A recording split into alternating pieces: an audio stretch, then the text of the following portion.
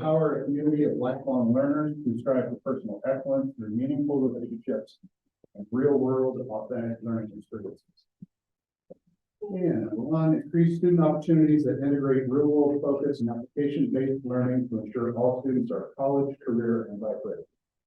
Thank you. We'll do better for the rest of the meeting. Say in order. All right. Now it's time for conflict of interest declaration. Does anybody have a conflict of interest they'd like to declare? If none, we'll move on to the agenda. Justin, is there anything else? Nope. I would entertain a motion to approve the agenda as presented. Second. Motion by Jim, second by Kirk. Any other discussion?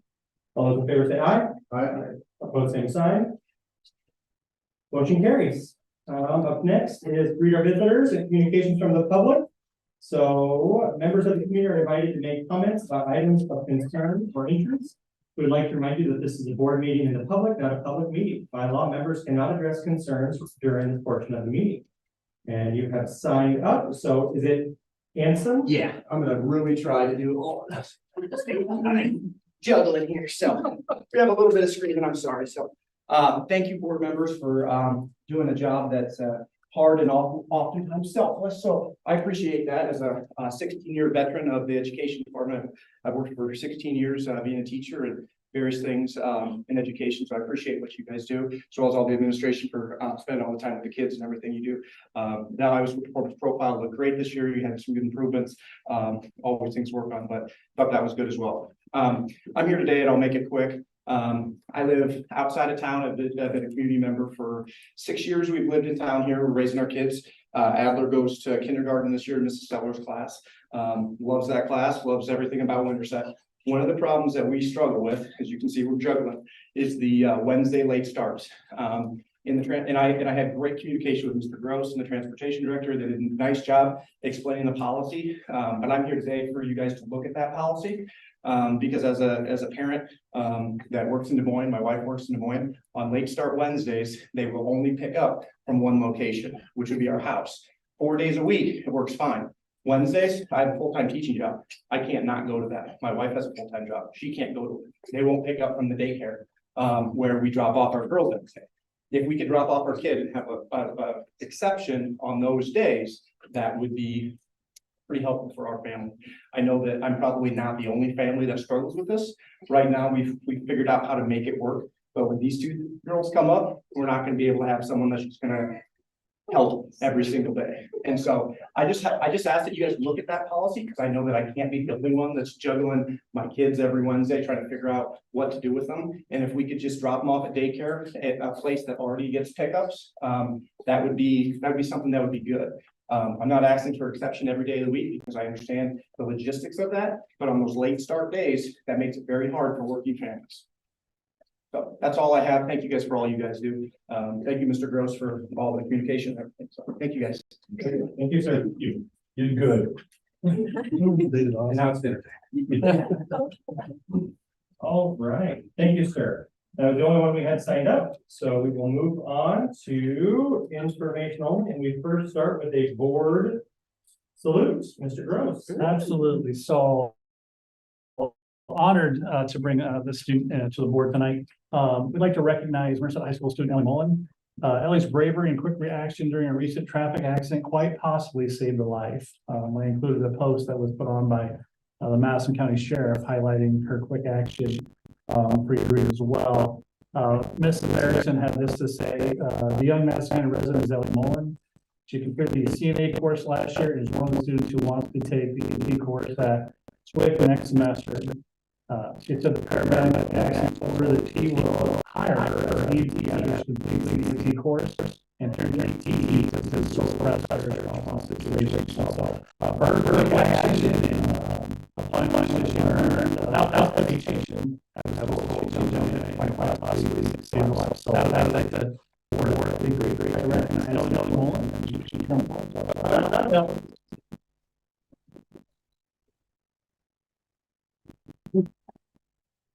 Smith is anything, I miss anything, Mrs. Slaughter? No. Yep, get in there. Yeah,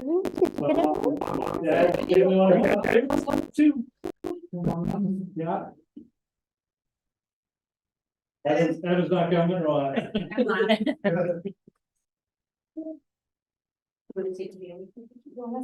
Yeah, absolutely. Yeah. I guess clean your phones too. If you want me to. Sure. Like creating those pages. Very good, okay. Ooh, that's very zoomed in. Probably because you were back there.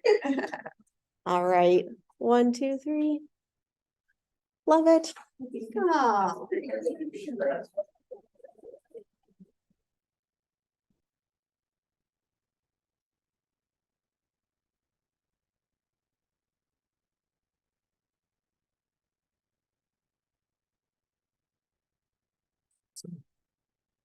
All right, building level updates.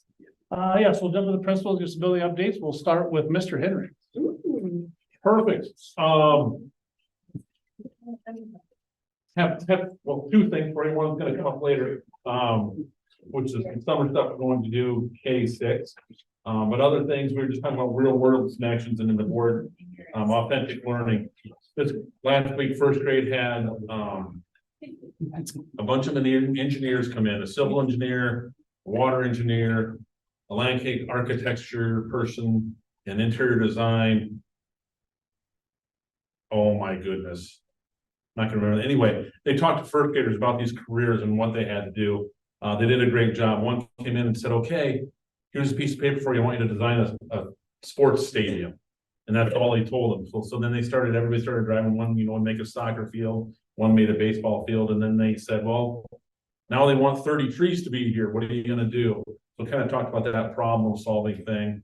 And then they asked each one of those people to talk about what it took to be their job and the fact that they had to do math and reading and writing, put all these things together and work with great teamwork to make it happen. So it was really cool to see jobs put down to first grade level and engage the first graders with them. Staff wise, to also engage in parents, we started a seesaw challenge, the online interaction that they have. And we've got a challenge one for each month coming up. And I think that's it. Yeah, I've got a whole list, but the most fun stuff's coming up with the science camp we're planning to run this summer. Doug alluded to camp convention. I put it down as an action item because Lex used our building this summer, so we'll hit that a little later in the agenda. Thanks, Mr. Henry. Any questions for Doug? Julie. So just some quick things and celebrations coming out of the middle school.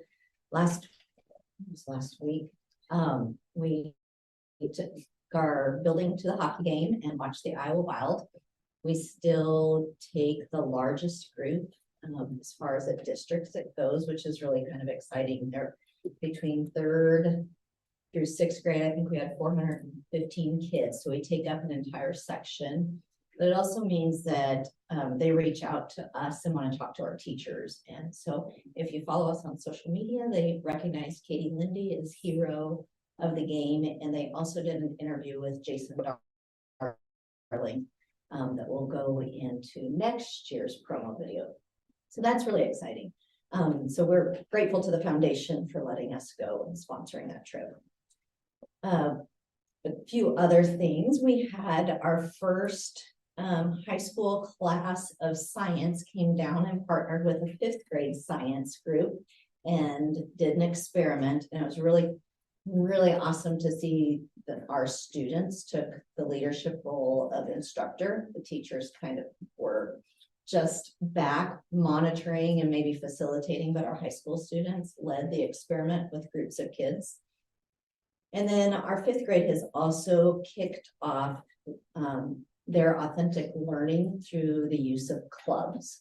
And so clubs are meeting 2 to 3 times a week. They're topic oriented. We let the kids have voice in what they wanted to do. So we have a animals club, we have a fantasy football club, and some different things coming out of that, and really kind of digging in and finding connections for what they're learning, and why that topic is important to them. So that's been fun.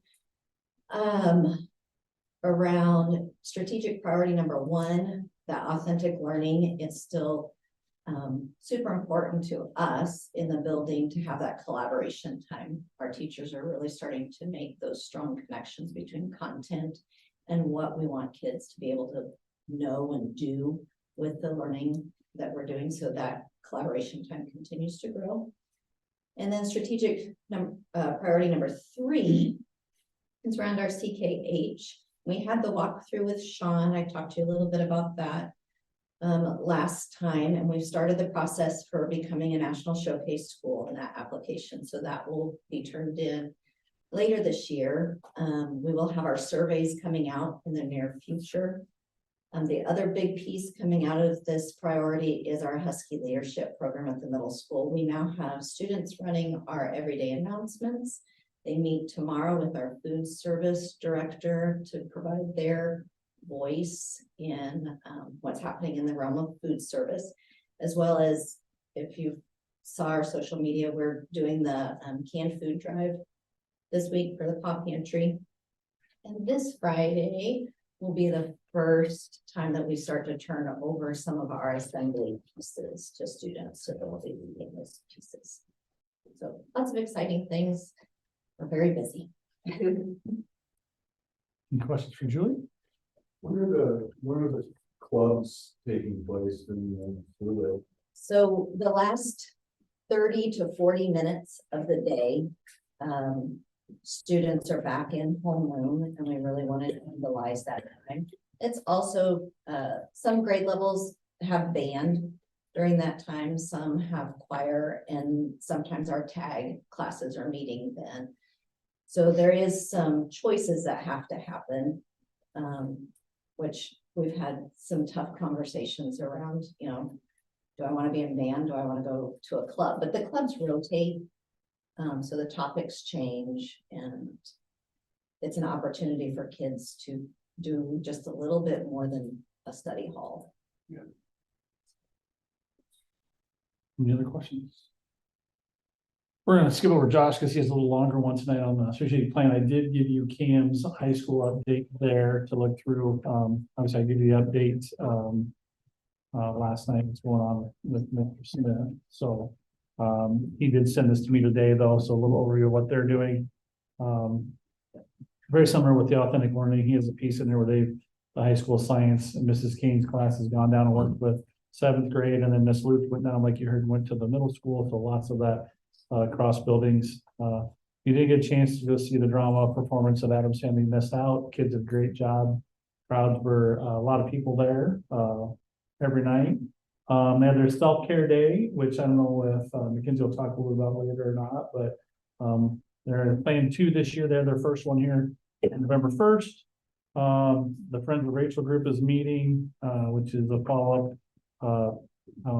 Remember back, she was a survivor of the victim of the Columbine shooting and started this club, and so those kids are trying to work to make connections with other kids, and then he's provided you with the participation numbers for the winter sports. So that's what he has for tonight. I can answer some questions if there are. Maybe Mackenzie can help me out. So all right, I'll turn over to Josh. Josh, like I said, we'll give you an update. He's got a little longer one around strategic priority updates. So Josh. Sure. Yeah, so you have 2 pieces of paper in front of you. The first one I want you guys to look at is building goals and strategic priorities. And so our building goal at the junior high is to be the best junior high in the state of Iowa by 2025. And we're going to accomplish that by following the 4 strategic priorities you guys laid out. And so I just want to kind of go through and talk with you guys what we've accomplished so far with things we've done that align to the strategic priorities and what we have coming up. So number 1, with real world focus and application-based learning, we've been really intentional about creating these opportunities for kids this year. We had a career day in October. It was a career snapshot. We had 22 local employers come in, and students got to rotate around for about 10 minutes with each group. It was really powerful. We got kids thinking about different career pathways and just opportunities that are available for them locally. Our next thing we're setting up right now is we're going to get all our 8th graders to a local employer and have them, you know, we kind of want to hit the metro area. And so we're looking at like the Iowa Wild and giving them the experience that's not just like a sports team, but also all the different inner workings and the different avenues of careers within that that employer. So our goal is to give them that experience and then get all of our kids on a college campus this spring. So it's really like a three-pronged approach.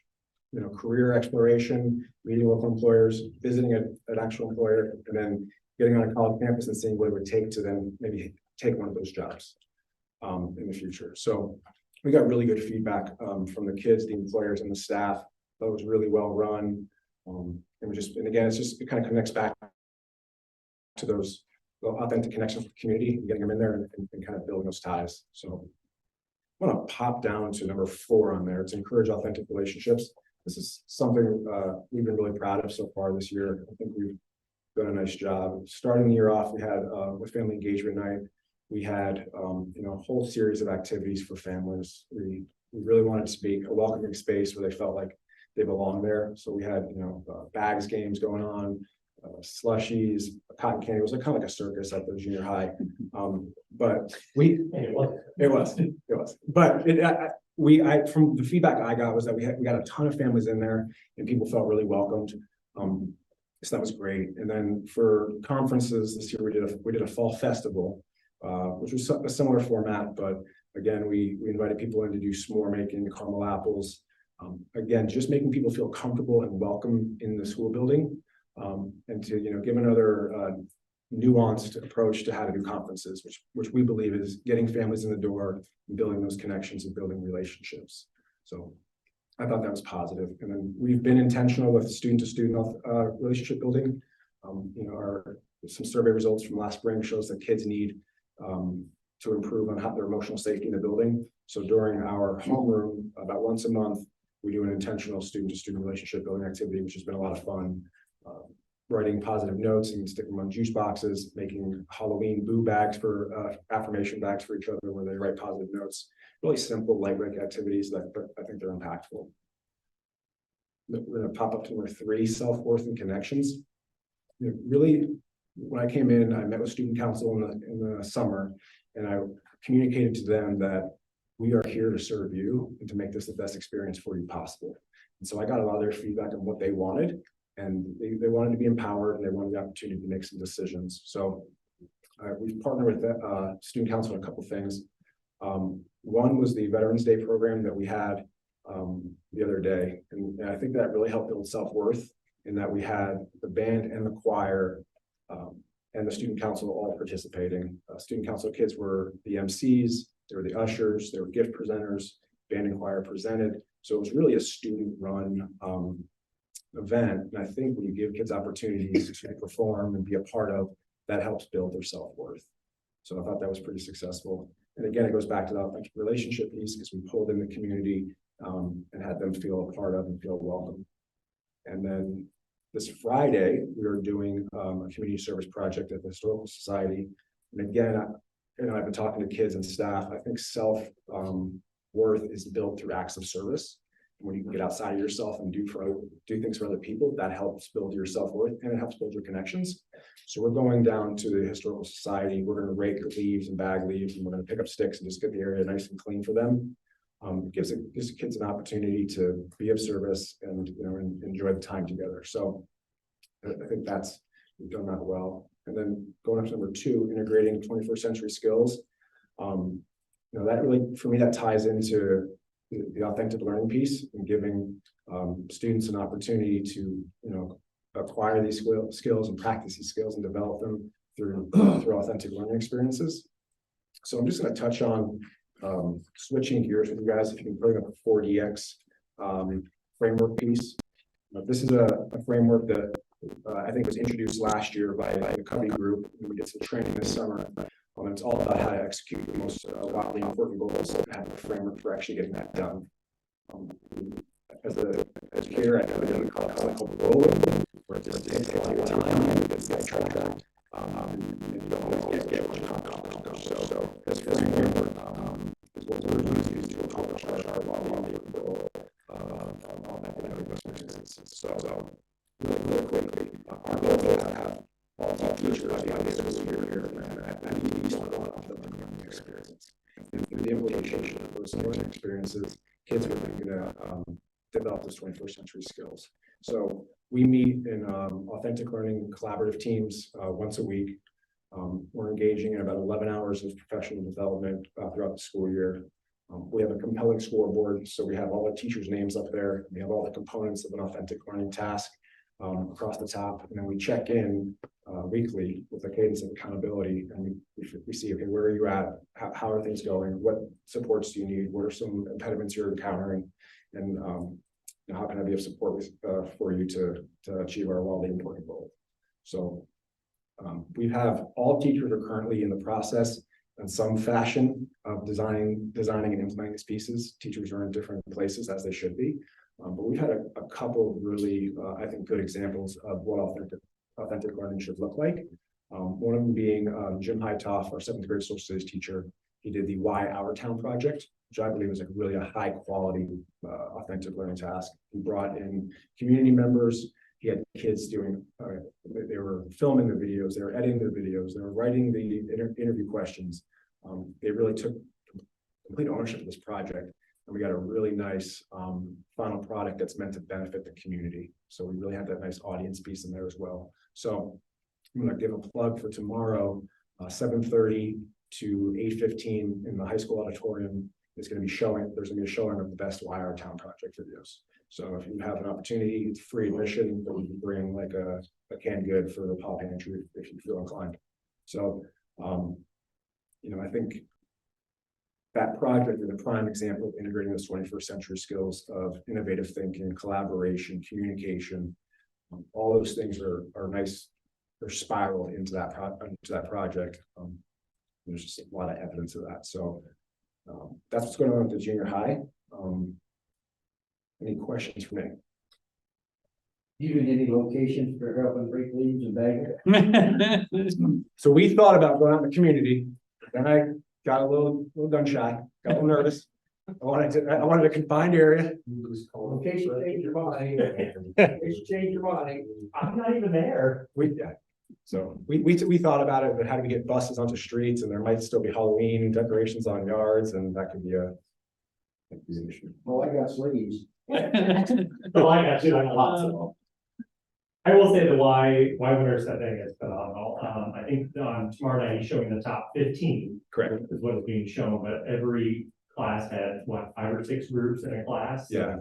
It was a little chaotic doing the interviews. It was very well planned out, and I will tell you, I have a 7th grader. I know there's another 7th grade parent back there. My child, I had to tell them they were editing at home on the computers. They took full ownership of those videos to take, they had 40 minutes worth of interview time to pare it down to a 3 to 5 minute video. They did really good work. And I know the board members, we got an update from Justin, but if you have a chance, anybody in the community can go out tomorrow night. I think they're really, really good. I know the chamber is super excited about them. They're ready for them. And I will hang on to Mr. Hendricks is the elementary, the 3rd grade brochures as well.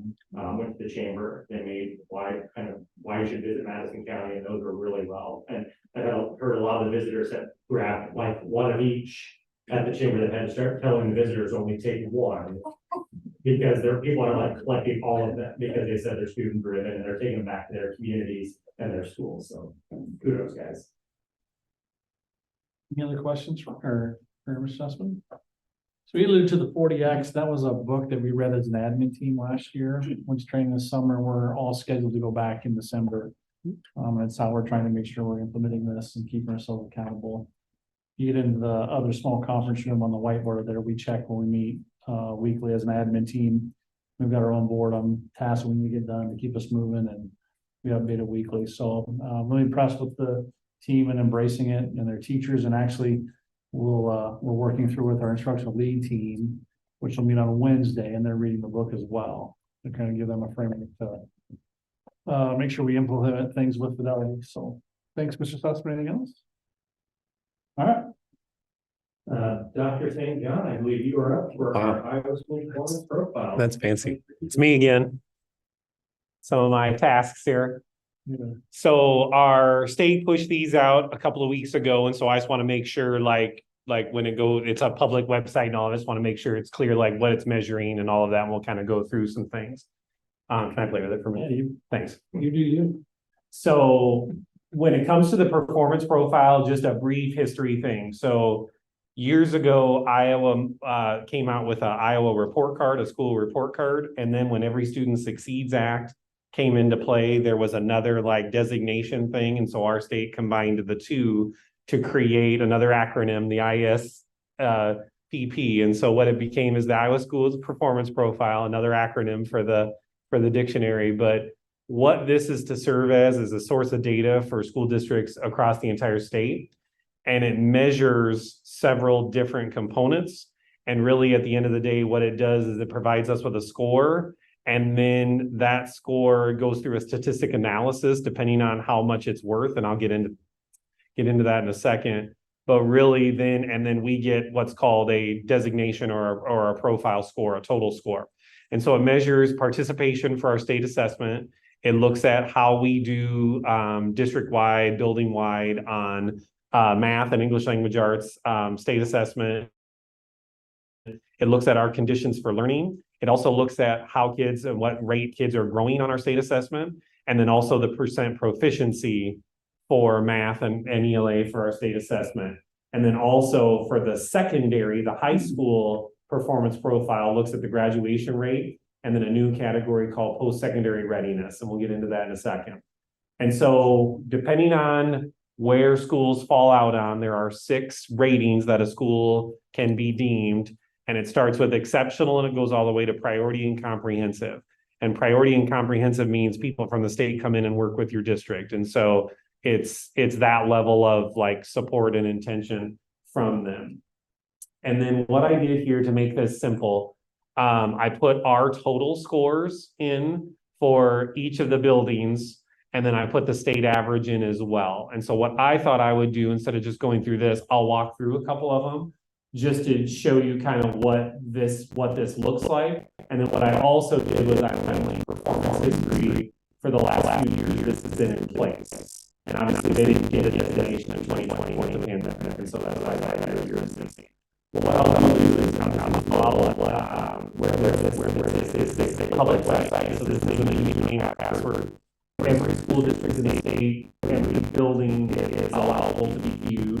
So what I will do is just to save time. This prints off on like a 40-page PDF, so I thought I'd spare you that in like in assembly. And so I'll go to middle school and then I'll go to high school and just kind of walk you through what these look like.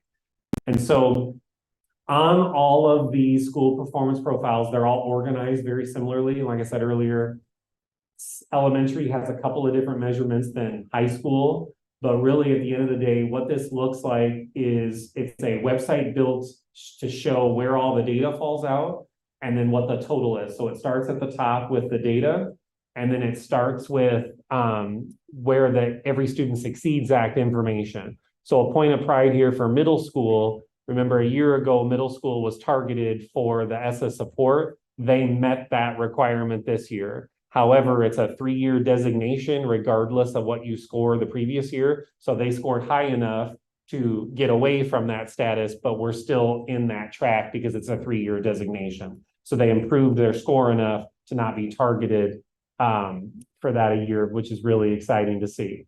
And so our total is that 5774. Our state average is the 5481. Down below shows you what data is looked at. The little dot is the state average. And so this just teases out what we just talked about is the growth and et cetera. And where I think it gets become more valuable is down here because it really points out why it became what it is. It's been about 3 years since I've taken advanced stats, so I'm not going to get into the math part. So what I'll do is try to just make this as simple as possible. What they do is based on our performance in these categories, they give us a total raw score. And then what they do is they look at how each of these categories are weighted. And then we get what's called a standard score and we get a number total of points. And so what you can see here is that not every category is weighted the same. So you can see that our conditions for learning and growth on our assessment are worth 3 to 4 times more than some of the other entities. And so that's where what happens here is our data is compiled, our data is analyzed through a statistical model based on the weighting percentages, and then we get our total points. And so schools that typically score higher obviously do well in those conditions for learning and the growth areas and things like that. And so obviously we get more points for growth than we do for just participating in the assessment. And so that's an example of like how we arrived at the 57.74 total points. And so that's one. And then what I'll do is I'll show you the high school one just because that has different measurements on it, just to show you an example, but just to give you why, like how we did, why we did. And so here, and so you can see we get access to some of the questions like overall performances of like where the cutoffs are. And so these cutoffs are the same. And so here's what it took to be exceptional. Here's what it took to be high performing. So that's a category that's in here. And then down here, you can see our data we have. You get to see a little bit. You can click on each data piece and see more in depth what that data is. But then you can see where high school, all of our high schools in the state look at this data, and you can see there's more data points in there, and you can look at the weightings and those types of things. And so really based on the statistical model, based on our data, we ended up being at a 56.32, which I believe is commendable, or yeah, commendable. And so you can see, and then in this presentation, where's that? Is that back here? Here it is. And so then you can kind of see where we scored pretty much on all of our buildings, almost in the commendable, acceptable range. And so which couple buildings that saw some increases from the previous years. And so really this is where we fell out in our performance profile. And then you can see our history of where we've fallen out over time. And so really that's, I just wanted to like, so you see, like you can see this, you know, they published this online. I just want to make sure like, it's one of those things to put a name with a face, like how do we make sense of this information and like what that looks like. Any questions about the performance profile or those types of things? I know it's really exciting, math. The growth mathematics and percent proficient mathematics is like always an interesting one. Like those two are really interesting to me because apparently we're like below average in growth, but we're over average. Yep. And the percent proficient. Yep. So like, is that eventually like that'll get caught up? That's the goal. I mean, the goal is that all of our children are proficient and all of our children are growing. Like that's as simple as we can make that. Where it provides a challenge is you can have a high number of kids proficient, but the challenge is if they're continuing not to grow, that can start to decrease depending upon the age of the kid. And when you also get into a model of it's significantly harder to grow the higher proficiency you see. So if I'm in the 97th percentile, for me to continue to show the adequate growth, that's tougher than it is for if I'm in the 32nd percentile and I grow to the 50th. And so like growth is measured higher in that realm as well. So it gets to become a little difficult. Yeah, so is the growth metric more important for schools that are less proficient than? Like, if you have a school that's below proficiency to say like, okay, last year and the year before, yeah, but you're still not growing in proficiency at all, like you might still be under proficiency overall. Yeah. But like you're growing, so you're going in that direction. Yep. It does, and that's obviously a point of celebration for a district in that area as well. And you want to continue to get kids to proficiency as well. And it's one of those where obviously we want to be proficient and we want to continue to grow. And it's that the challenge, lack of a better word, for this is the higher number of kids who have that high level of proficiency. It just gets tougher and tougher to show that growth. Because the growth isn't just that you grew some. Yeah. You grew at the expected. The expected grade, the expected growth for that, where you should be at that grade level. According to 1 point in time on one test. According to, and again, that is a good point. That is one assessment, 1 point in time.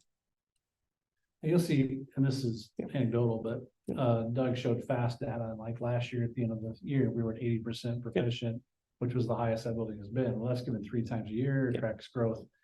To me, that's more meaningful data because it's where did the kids start, you know, when they showed up, right?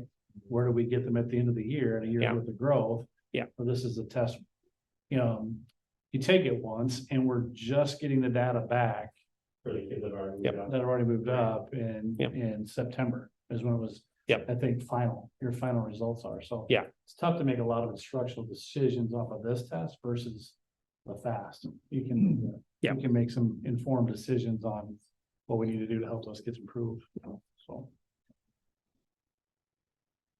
Any other questions? Yeah, thanks. I just wanted to share, just so like when stuff gets put out there, just want to make sure like it all makes sense. So thanks. Next up, we have district branding quarterly updates. Yeah, this is something you asked when we decided part of the Donovan group to give you that update. So I brought what they've done through November and provided a list of things that they have completed for us to date. And they continue to be a resource that we rely on heavily. Those two documents you have in front of you right there that Mr. Sussman gave you were created by the Donovan group as well. And then I did share with this group the branding video that I thought I played tonight. If you haven't had a chance to see it, if it'll open. We just got this as well.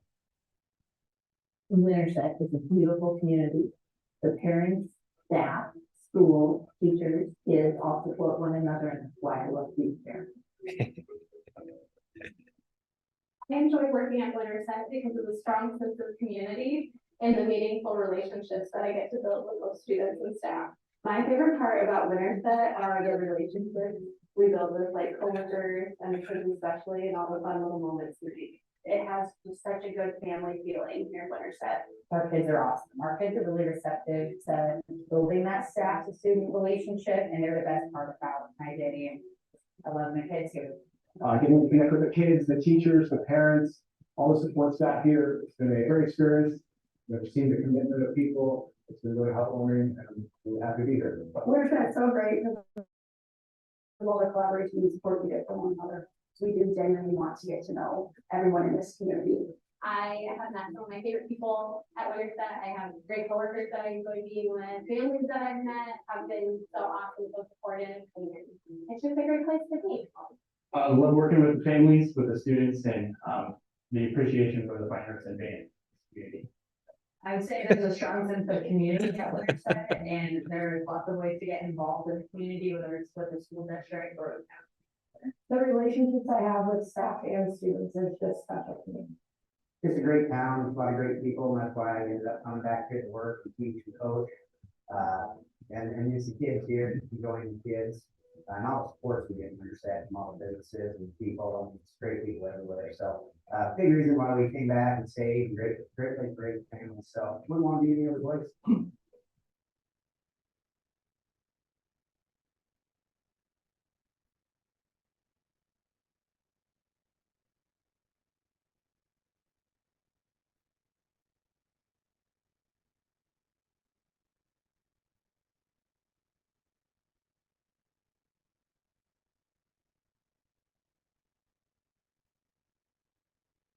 Well, yeah, so we'll start putting that out on social media and our website as well. So from our perspective, I think administratively, they're a great resource to have, and I think it really improved our Whatever your supporting document is, all we have is the video on our. Within, okay.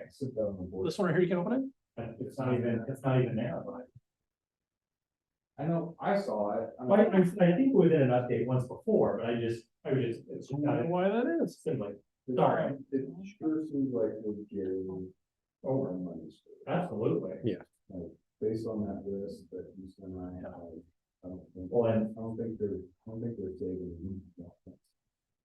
Oh, if you remember the video alone, I think when we asked them for, was it 7? I think it's 65. Yeah, and we've gotten 2 or 3 from them. Right there's, that's a really good Yeah. video.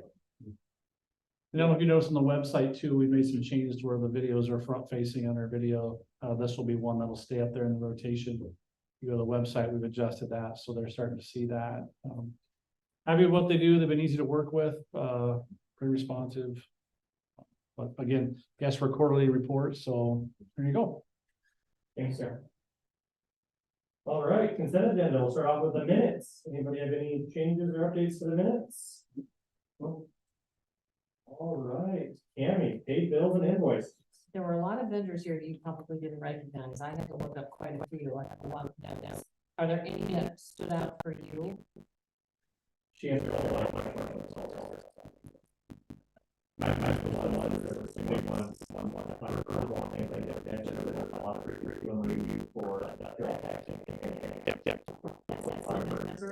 We blessed some of that leftover last year, 18,000. So some of those expenses have already been reclassed to that flexibility account.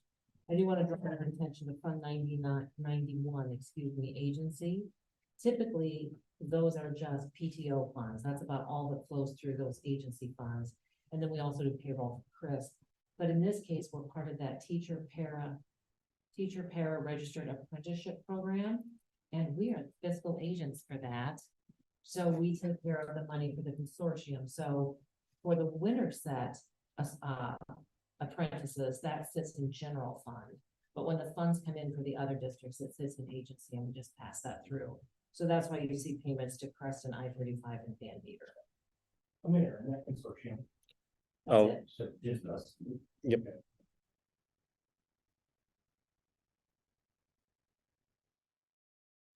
Any other questions on paid bills and invoices? Personnel report is as presented. Anything else, Mr. Gross, on those? Nope. Okay.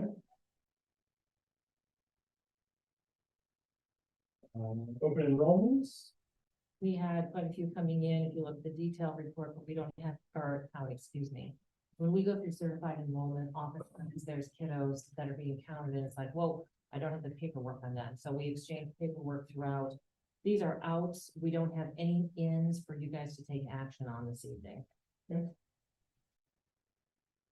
Financial report. I didn't really have any comments or anything to pull out of the October statement of position. Things are clicking along pretty well. Remember in the nutrition fund that those receivables, negative counts really only get updated at the end of the year, as does the deferred and also the commodities, the inventory accounts. But just an FYI, we currently have more in the donation account than we do in negative balances. So we're doing very well. And those people that have donated have said that they want every student in the district to receive a hot lunch of their choice, as long as, and we'll do that as long as there are funds in that donation account to cover it. Because remember, our board policy says no more than -10 balance. So many of the students are not many, but those that are below 10 are still getting a meal due to the donation funds. So that's a great program. We've got a lot of really generous people in the community. And then expenditures and revenues. I really hit that pretty hard last month as to where those base numbers came from, the authority, the line item budget. So now we'll just start clicking along and we'll comparing our 3 years, where we're at now to the 3-year average. Questions for me?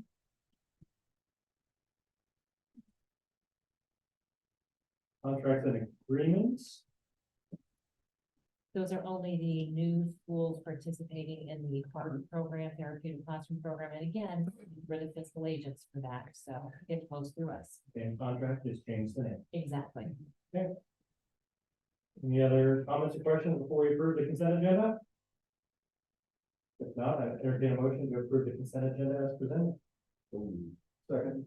Motion by Malcolm, second by Kirk. Any other discussion? All those in favor say aye. Aye. Post same sign.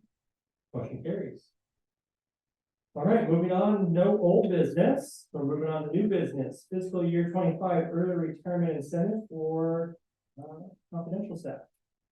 Yeah, so this would be an early retirement incentive would only be applied to those in the confidential staff classification. And that's the board approved that for fiscal year 25. This is just a continuation. It's the same one that we ran the last 2 years for all staff. This year is just limited to confident. Going for FY 25 would just be for confident in the confidential staff classification. It's benefited as a whole, correct? Correct. Now it's only a bit. Correct. Yep. Any other questions on that? No, I've entertained a motion to approve early retirement incentive for confidential staff as presented. So moved. Motion by Kirk, second by Jen. Any other discussion? All those in favor say aye. Aye. Both same sign. Motion carries. Triennial, that's a fun word, Yep. assessment for wellness policy 507.09. This falls under my tab due to being the food service director. We're doing this before. We already done all seconds. Well, you only have to do it, well, you review the wellness policy every year according to policy. But the triennial assessment, you always make sure is done on the year that you're going to have your nutrition review. And they'll be coming in April for our nutrition review. And typically it's every 3, it's been 5 because of COVID. So they're a little behind. So policy regulations list the areas we're supposed to be looking at. We just did a wellness meeting. You'll see how we meet each of those criteria and overall compliance with the existing policies is not.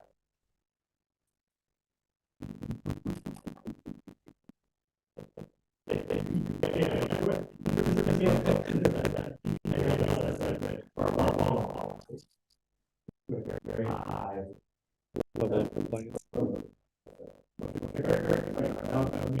Discussion.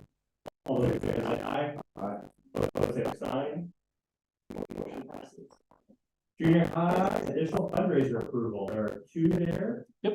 So we brought you a list of fundraisers back in September, tried to get all of them then, but we do have things that come up throughout the year that we're seeking additional approval. Again, it just, kind of the guidance we've gotten is that the board needs to approve that so the funds can flow through. So Mr. Sussman has 2 there that are outlined that he'd like you to consider to allow them to do.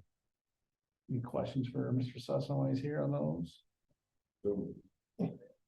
Motion by Malcolm, second by Kirk. All those in favor say aye. Aye. Opposed, same sign. Motion carries. Camp convention. Yeah, so I'll give a brief introduction and then kind of turn over to Doug a little bit. Camp Inventions, a camp that's run by the National Inventors Hall of Fame. It's a week long, runs in the summer for kids K through 6. And my previous district that I served brought it to that community, very well received. And as such, they reached out here a month ago, Mr. Hendricks, or longer. Yep. Doug arranged a meeting with them to talk about that, and we would like to bring it to Winterset this coming summer.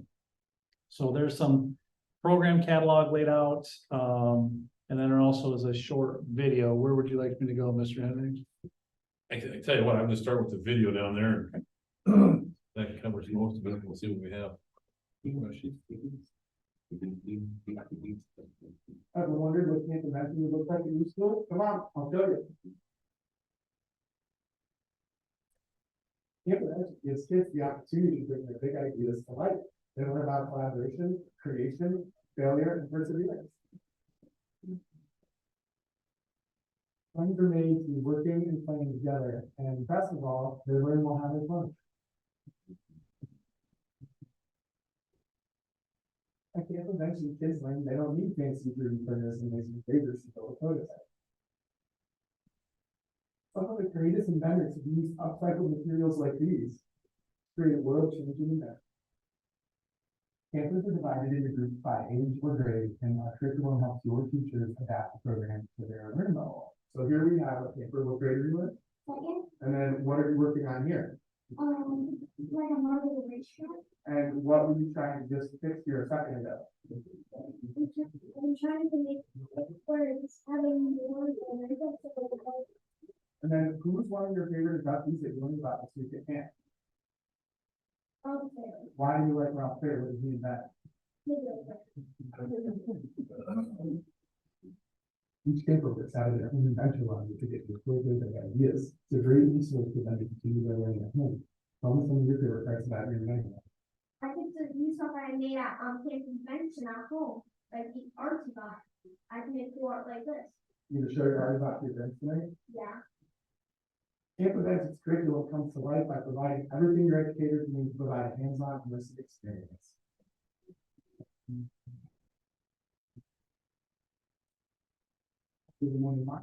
time that you feel with lunch and re-energized and can't come out. These high energy activities get your kids outside of the room, will give them an opportunity for collaboration and team building.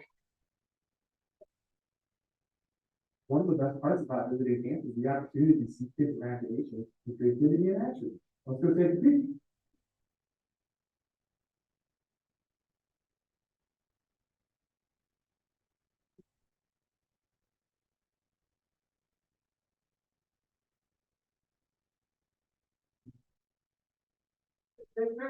What does it take to have the ability to do work? What is it called?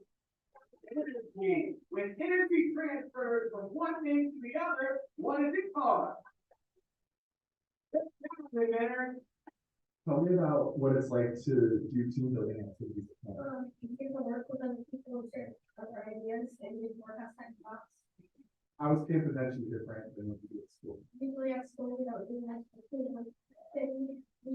discuss sometimes on our phone, and sometimes we post, we do more like that, we do here than we do at school. What are the pieces of material or the take-home projects that you can and at home to do? Definitely okay. Definitely good.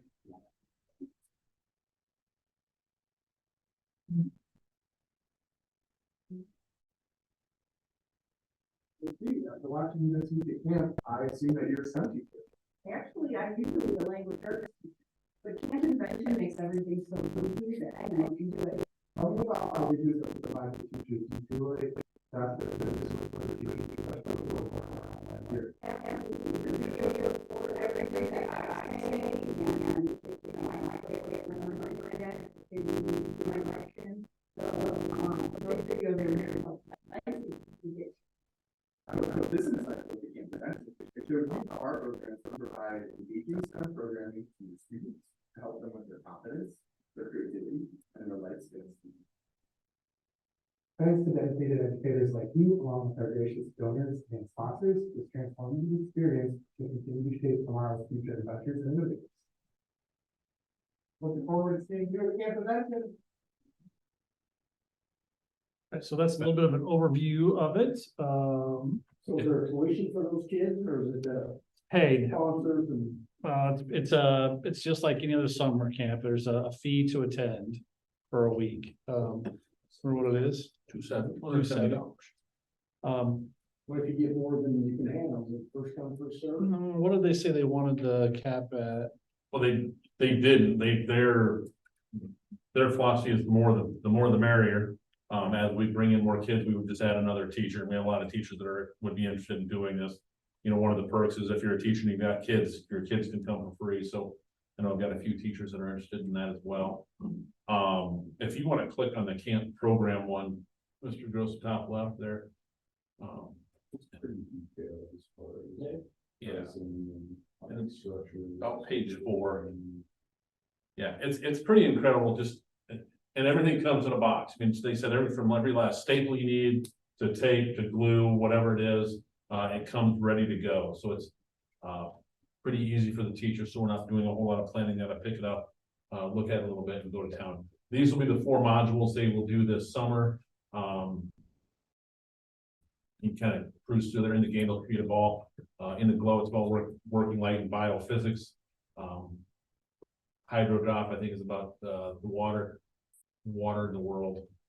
And I can't remember photo studio, prototype studio, but yeah. What kind of questions? How long is it? Like in the morning, all the morning? Yeah, it's 1 week, 6.5 hours a day. Starting on June 3rd, I believe, is the best week we came up with. Coach Kaylee Schultz she's gonna be the leader of the summer camp. She finished up her master's degree in administration last summer and is now looking for some ways to get out and stretch her legs and that kind of stuff. So she'll be in charge of running the thing. It's super engaging. They take like duck to this, send you everything you need. The teachers will follow. They'll ask for donations of, you saw a lot of boxes and stuff like that. And they use those to create things to solve problems. So I can't remember so when Drew went through it, it was something about collecting bugs, and so he had like a little noodle, 2 cups on it. like a Ghostbuster with a thing in the back, and like vacuum up, he was, we're on vacuum up like that. Loved it. I mean, I had two kids who were able to go through it. I think if you listen to what they're talking about there, it ties back to those skills we're trying to get in our profile of a graduate. That application, authentic learning, it fits right into that. Our teachers will have the first opportunity to work at it. They get paid to work at it. Really, we're just opening up our facility, and then sending information out and that kind of thing.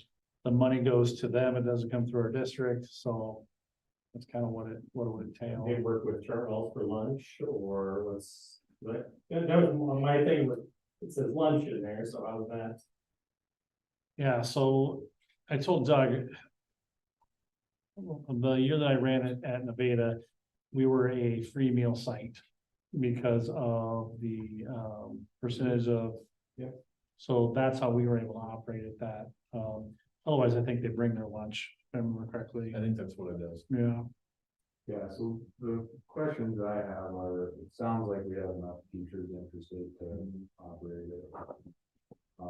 Meals, how's that work? And can we get like the education foundation or another entity or maybe like local businesses involved to try and come up with like, because there's gonna be kids that just like, families got 3 kids in elementary school dropping $700, Mhm. you know, $700 for the kids to go hang out at the place for a week. Is there a thing that we can do in the community to kind of try to develop some funds to help cover costs for kids? And I don't even know what it looks like, because how you come up with criteria to be qualified, I don't know. But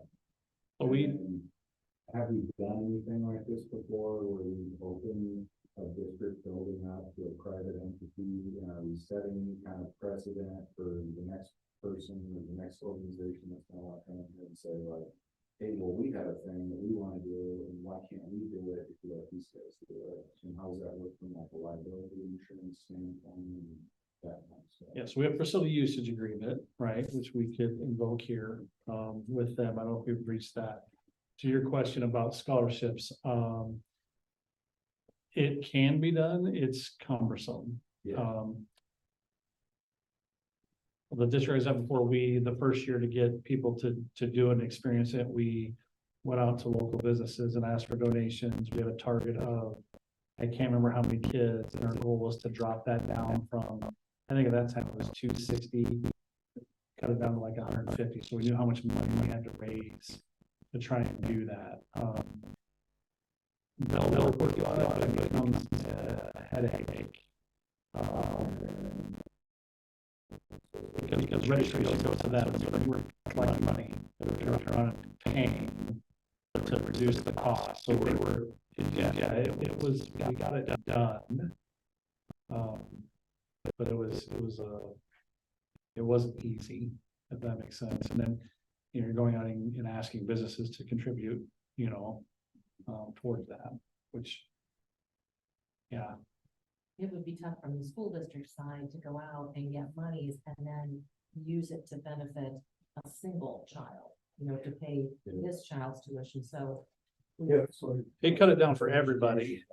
That would probably be better, partnering with them or Chris or somebody else that's to do that. We had a group that similar, they had a similar, like Chris or Mature, that had money that they would scholarship some kids that were needed it. They were able to scholarship some of those kids to go as well. That's what I was thinking, there's a way we could reach out to our Rotary, our Optimists, our Kiwanis, that, do things like that, and if they, instead of a pool, and, parents need something, here's an avenue you might want to reach out to. So it's off our plate, and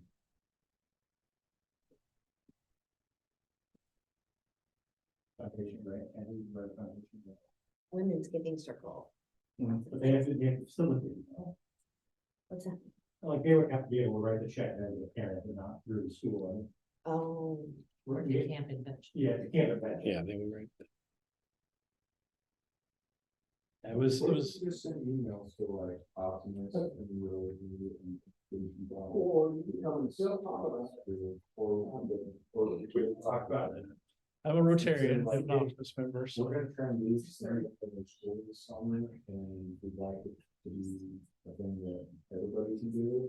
So if you have a chunk of money that you wanna write a check to Canada Convention, write a check to Canada Convention, they'll take that money and divide it equally amongst all the kids and help kind of reduce the cost of it all. Yeah, that can be done, it's just, it's just not as streamlined as that, we did it, we made it work. Yeah. Because when you go online to register. Yeah. It asks you to pay, and then like, we're backfilling X amount for them. It just took some working, it's been a long time since I went through it, it sure wasn't as. Easy as I would have hoped it would have been, but we did make it work, I think we got the price down. Maybe, almost we took $100 off of it for every kid, so it went from a $250, $260 to a $150, $160 per week. So what you're needing from us tonight, not necessarily how to pay for it, but just that if we want this allowed. Ability to use the facility, yeah, and let our staff to work it. Yeah. They pay for the staff. They pay the staff, yeah. To work that week. And like Doug said, if they choose to work and have a child that's reduced or free, I can't remember. Free for two. First two are free.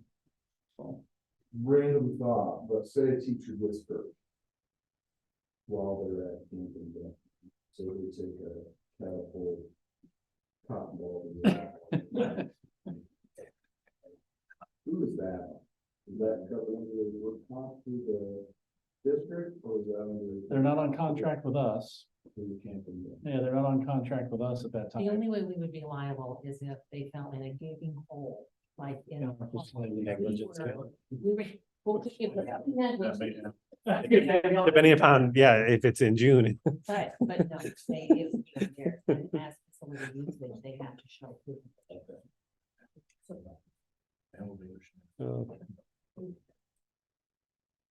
Yeah, I think it's a great idea. I would really like to see. Support something. It's super cool.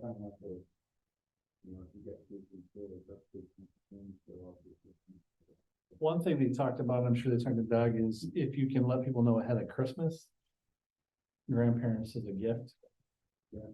Or relatives paying for the registration of the gift. That was one thing they pushed when we were doing it, so. Yeah, and she'll get us that kind of stuff quickly when we decide we'll get this rolls. Well, that was a kid, it's just a lot of asking to come back. Yeah. Yeah. There's a thing the parents sign, yeah, it's super engaging, it's not sitting, it's, yeah, they're moving, they're doing something, it's pretty stuff. All right, any other questions? You guys ready to make a decision on this? We're deciding whether it's allowed to use the facility. That's all we have to decide. We don't have to decide anything else. We don't get to decide anything else. So I'll make a motion to let the program use the facility. Second. Motion by Kirk, second by Malcolm. Any other discussion? All those in favor say aye. Aye. Opposed, same sign. Motion carries. All right, that is it for new items. We're gonna start off with board member reports. Ms. Grayman. Okay, so student council went to a leadership conference 2 weeks ago at Johnson, and I think it went like really well. There we were informed on like the importance of leadership, like what that meant. And later we met with these small groups to discuss some like topics that relate to our schools. And these topics are basically like discussing like different activities we could do, including school spirit, advisory games, like mental health clubs, and like there's just a lot. Last Friday, we also participated, the student council participated in the High Five Friday at both the middle school and elementary. And also last Friday, we had our Veterans Day Assembly. And for that, some of our students in student council were to get interviews with past, present, and future members of the military.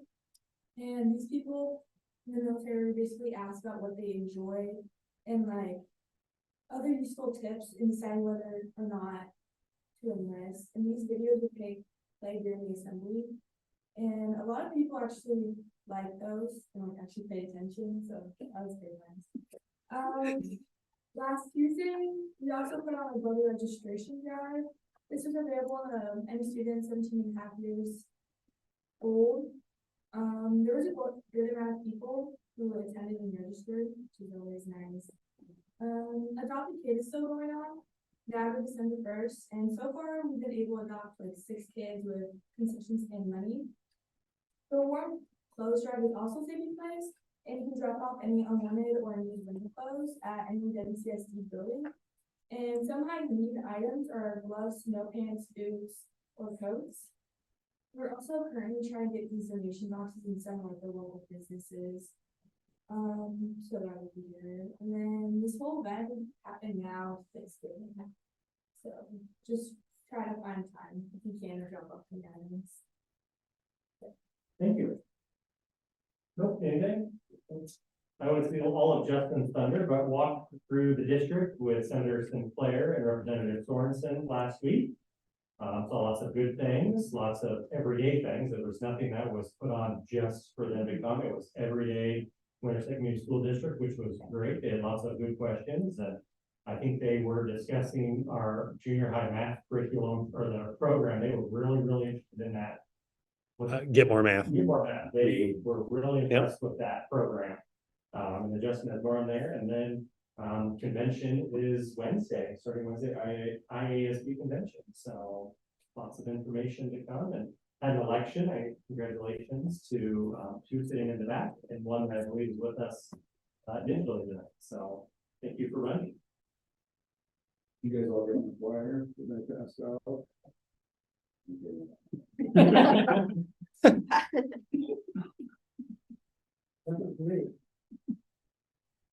It's gross.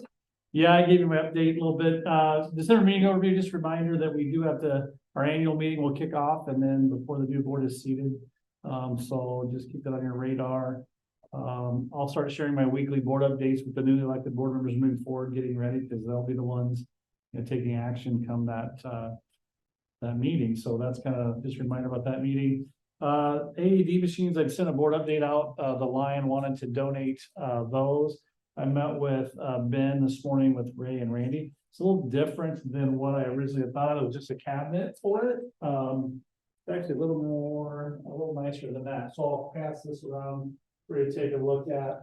And then Ben is going to come back in December and talk to the board and actually go through it. But these are standalone cabinets that all we have to do is supply power to them. They are Apple phone enabled, so if there's a notification about a cardiac event going on, the machine will actually start talking to the people, like there's an event happening at this, take you to that location. There's a service charge that again, the Lions Club wants to purchase the equipment, which is about $7,500 in equipment. There's a $600 service charge annually where they come and check the temperature control, they'll check batteries, anytime it's used, they'll replace the pads to go with it. We talked about a couple of potential locations at the district being the stadium and then at the softball, baseball concessions. Two areas that we are outdoors, we draw a decent amount of people and we think we get power to them pretty quickly. But he'll be here in December at the board meeting to share with you at that time. You guys can ask questions of him and what that looks like. But met with him today about that. Human trafficking program at the high school and potential junior high and at the junior high. So Sarah Simon is a Rotarian. This is one of the goals of Rotary is there's a group of Rotarians that are working on combating human trafficking. She had reached out previously and as had Deal had reached out about a program that he had done at I-35 in Earlham. It's called to the Blue campaign. Here's some information about that.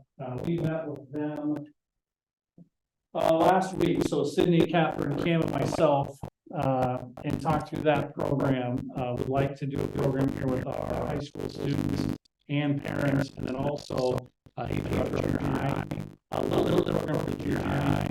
There's some things this year that we didn't share with junior high. Mr. Smith wasn't there, maybe, so we got a busy schedule last Josh to come at me, so excited what works for them. Would like to bring that to our students so they're a little more aware. The human trafficking and the issues in Iowa. Jared talked about Senator Sinclair and Reverend Sorensen being here. It was a good visit. I followed up with them with an email, which I've included for you, highlighting some things we talked about that I wanted them to be aware of. So that's in there. 24-25 calendar committee.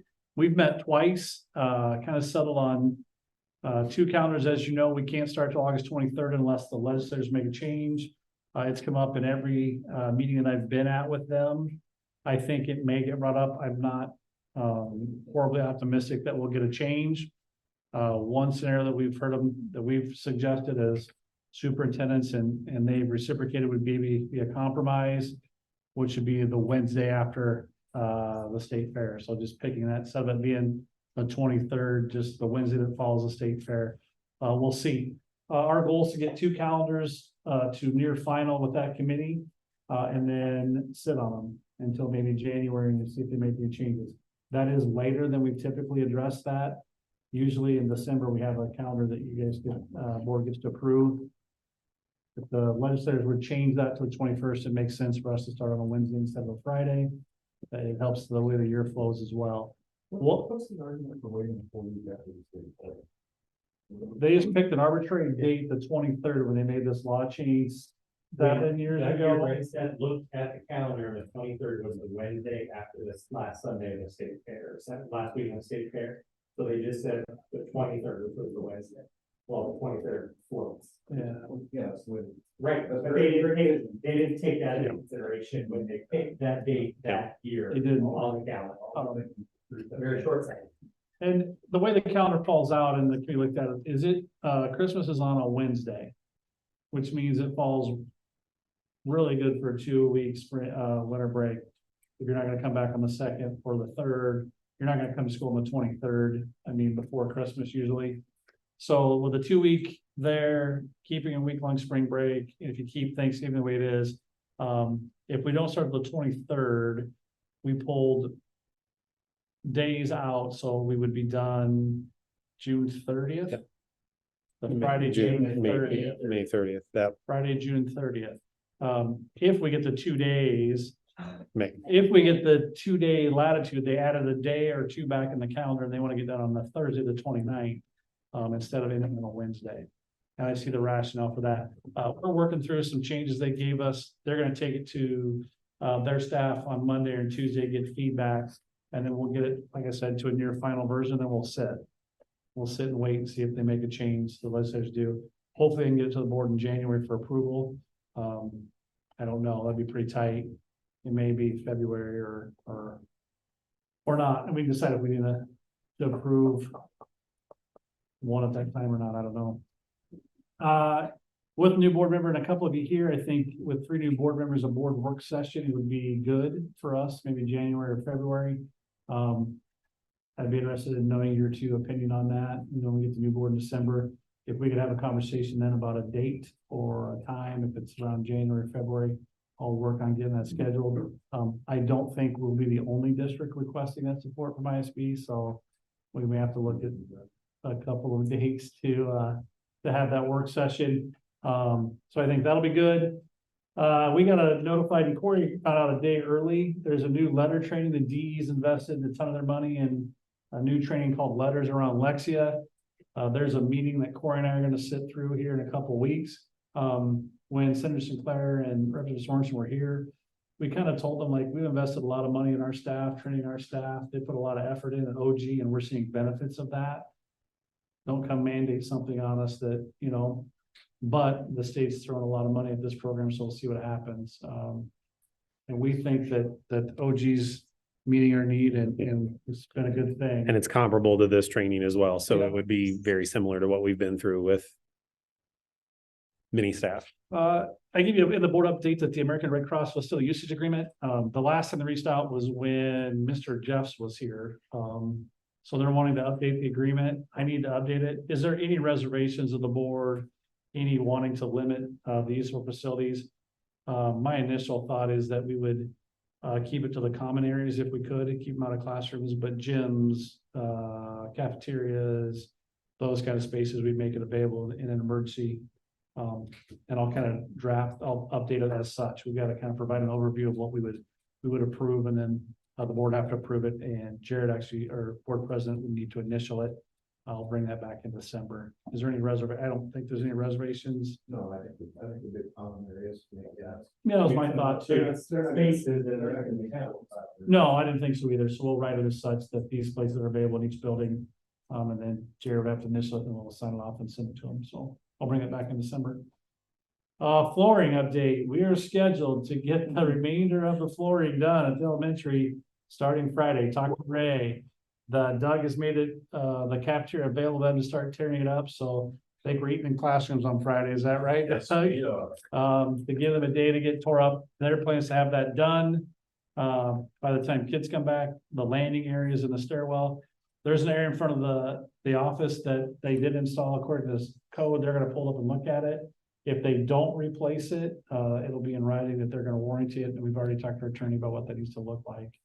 But hopefully we'll get that project done. Maybe even if No, I hope not. Yeah, I hope not. We don't say this. Please no. Yeah, I hope not. They've known this for a while. They should have their schedule. Ray said he checked with them. Yep, that's the plan. So I'm hopeful. We'll see. Schedule, as Jerry mentioned, got ISB convention on Thursday. Right now I have Friday as a vacation day. That's still up in the air. My wife and daughter decided they're gonna be gone, so that changes my plans a bit. And then we decided next Wednesday, everybody'd like to come in and work early. We're through lunch, and we'll gonna close district office at 2 next Wednesday. So that's kind of a rundown of where we're at. Any questions for me? Representative Sorensen, when he was here, did you ever bring up the fact that he changed his mind on us, or? No. We tried to keep, I'm getting the feeling, and I think maybe they are too, that they're trying to focus on the 4. We're hearing maybe some good things for education. We'll see. Gary can allude to it. The 2 topics that have come up in my circle are they would like to do something with teacher pay. And that won't probably involve new money. So that means they're probably gonna be looking at other allocations. The one thing that came up in our meeting that Senator Sinclair said, or you weren't there, the Thursday in Osceola was AAs and mission drift. What were the AAs originally set up for? What are they currently doing? Is it maybe time to look at that? That's all I've heard. And that's all we've heard really. Yeah, we'll see. I was on my best behavior. I think they saw some good things. They do. They happen to run into our 3 students who are part of the TPRA and visit with them about how that process is going. We talked about some of the challenges that it's a good program, and if we could address some of these things that are in it, they had heard that. They said, yeah, it doesn't make sense why you don't get credit for at least student teaching if you're here every day, working in the classroom.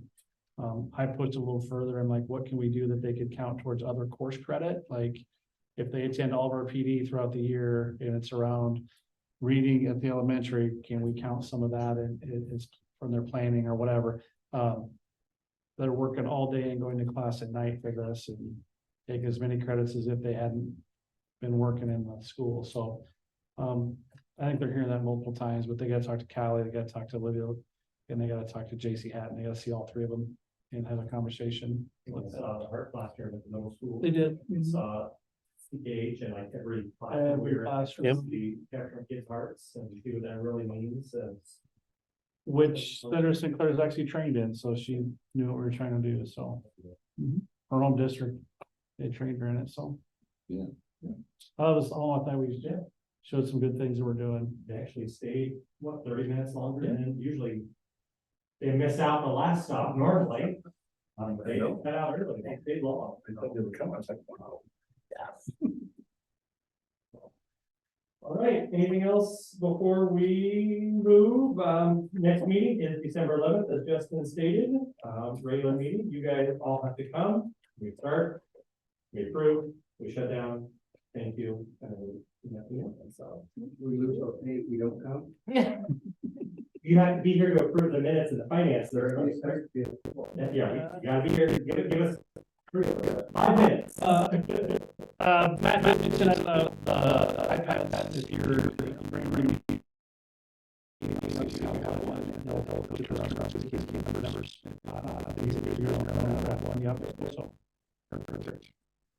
All right, that is it, regular meeting, we are around the